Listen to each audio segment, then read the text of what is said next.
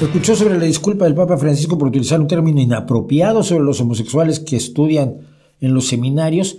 Escuché que se había medio disculpado, pero es gente así, ¿no? Yo creo que sabemos qué es lo que así piensa. ¿Qué importa que use o no la palabra? En serio. O sea, para muchos el uso de una palabra inadecuada es relevante porque, hay que escandalizarse. Están a la búsqueda de que escandalizarse. Recorren Twitter y recorren los titulares de los periódicos y Instagram y todo lo recorren buscando, ¡ay! Una señora dijo una cosa horrorosa, las feministas son basura. Una señora, hombre, cálmate. Pero, en este caso, la palabra que emplea Francisco nos revela cómo piensa Francisco. Francisco piensa como un señor mayor que no se ha puesto al día. Es decir, es un señor mayor que pretende estar al día, ¿eh? Ah, sí, soy más jovencito que él.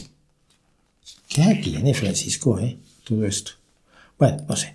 Vamos a buscarlo. Pero mientras, entonces, ¿qué nos dice el uso de esa palabra? Pues que él tiene una mentalidad así, 87 años, no joder, tiene 18 años más que yo, una mayoría de edad más que yo.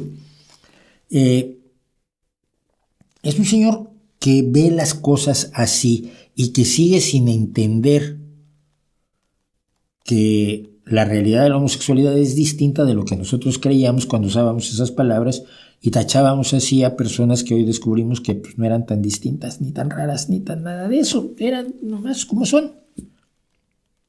Y eso es lo grave no es el uso de la palabra, lo grave no es el uso de una palabra considerada inapropiada.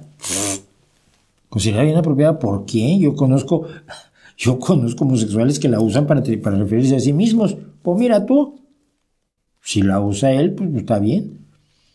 No.